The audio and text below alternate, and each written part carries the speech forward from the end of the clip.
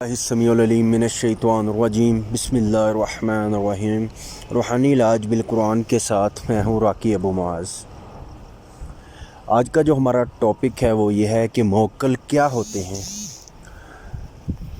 اور دوسرا یہ کہ ہم کسی عامل کے پاس جاتے ہیں، کسی بزرگ کے پاس جاتے ہیں، بابے کے پیر کے پاس جاتے ہیں، ہم نے کچھ بتایا بھی نہیں اور وہ ہمارے دلوں کی بات جان لیتا ہے اور بتا دیتا ہے کہ آپ کیوں آئے ہیں، کہاں سے آئے ہیں، اتنے سال پہلے آپ سے یہ ہوا تھا۔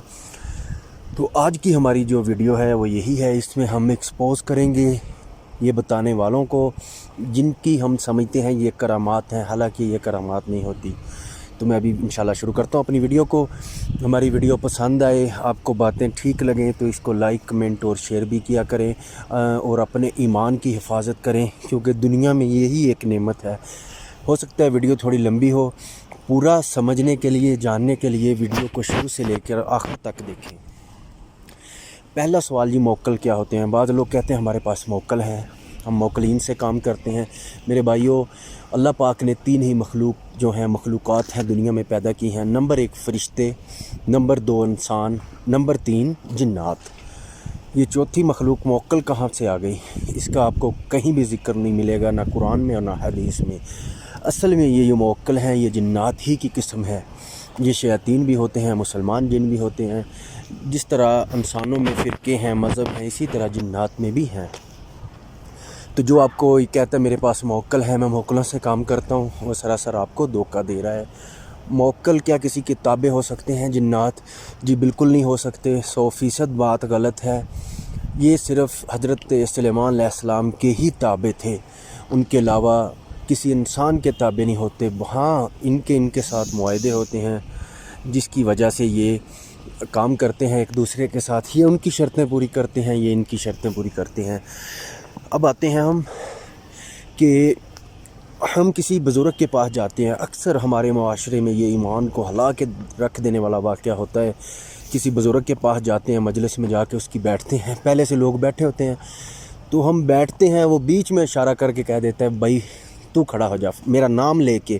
حالانکہ میں اس محفل میں پہلی بار گیا ہوں، اس بابے کو، اس پیر کو، اس کاہن کو، اس عامل کو پہلی دفعہ مل رہا ہوں، اور وہ کہتا ہے بھائی کھڑا ہو جا، میرا نام لے کے، میرا نام پکارتا ہے۔ میں حیران ہو جاتا ہوں کہ میں نے تو اسے نام بھی نہیں بتایا اور یہ مجھے جانتا بھی نہیں ہے، اس نے مجھے نام کیسے جان لیا؟ صرف یہی نہیں، وہ یہ بھی بتا دیتا ہے آپ یہاں پر میرے پاس کس مقصد کے لیے آئے ہو۔ حالانکہ وہ 4 سال پرانی بات بھی بتا دیتا ہے کہ 4 سال پہلے آپ کا فلاں جگہ پہ ایکسیڈنٹ ہوا تھا، یا کوئی بھی ناگہانی آفت آئی تھی، وہ جو کچھ بھی پرانی تھی، جس بات کو آپ بھول چکے ہیں وہ بتا دیتا ہے بھئی یہ معاملہ آپ کے ساتھ 4 سال پہلے ہوا تھا۔ تو اب ہم آئیں گے قرآن حدیث کی طرف کہ یہ لوگ کیسے جان لیتے ہیں۔ دیکھیں، یہ ایسا واقعہ ہے، کئی لوگ کہتے ہیں بھئی اگر میں نے تو اسے کچھ بتایا بھی نہیں تھا، اس نے کیسے جان لیا؟ یہ کرامت نہیں ہے تو کیا ہے؟ واقعی یہ ہمارے ایمان کا بڑا امتحان ہوتا ہے۔ باقی اللہ پاک سب کو استقامت دے۔ تو جب آپ کا عقیدہ صحیح ہوگا، اللہ پر توکل ہوگا، تو یہ آپ کو کچھ بھی نہیں لگیں، یہ بے معنی لگیں گی باتیں۔ اور جب آپ کا ایمان ہی ان پہ ہوگا تو آپ کو ہر یہ کاہن اور جھوٹی باتیں پھیلانے والا آپ کو سچا ہی نظر آئے گا۔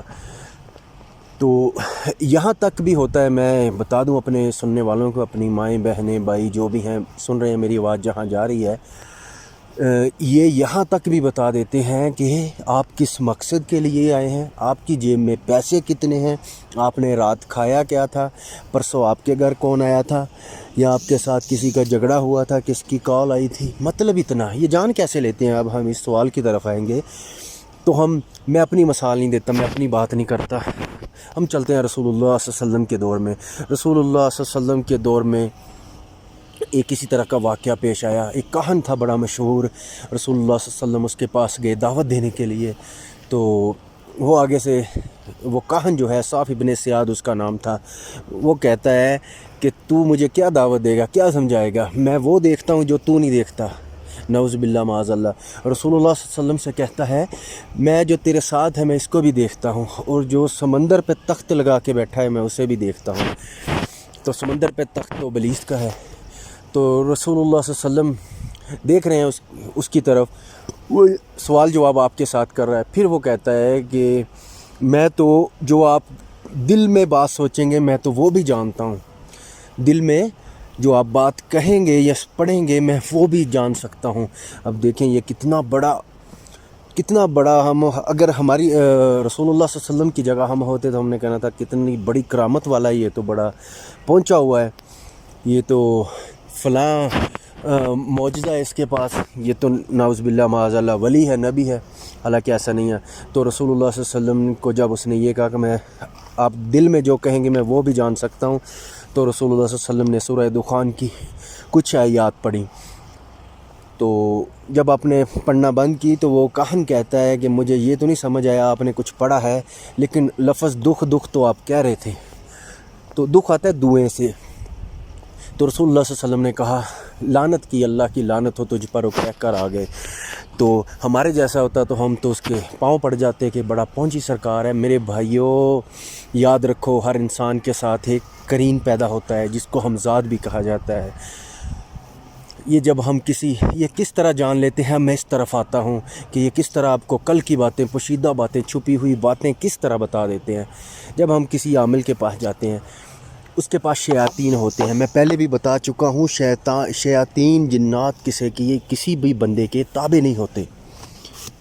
ان کے ساتھ یہ لوگ کام کرتے ہیں، وہ ان کے کام کرتے ہیں، وہ ان کے کام ایک دوسرے کے کام کرتے ہیں. جس طرح ان کا سلسلہ چلتا ہے وہ جب تک دل کرے وہ چلتا ہے. تو اللہ تعالیٰ نے قرآن میں بھی ذکر ہے، حدیث میں بھی ذکر ہے قرین کا. قرین کے ہمزاد بھی کہتے ہیں، قرین بھی کہتے ہیں. ہر انسان کے ساتھ ایک شیطان پیدا ہوتا ہے جس کو قرین کہا جاتا ہے. تو جو ہم کرتے ہیں جب سے پیدا ہوئے ہیں قرین سب جانتا ہے، کیونکہ ہمارے ساتھ ہی وہ پیدا ہوا تھا. انسان کو موت آتی ہے لیکن قرین انسان کی موت کے ساتھ نہیں مرتا. اس کی موت کا وقت متعین ہے، وہ اللہ جانتا ہے کب مرتا ہے.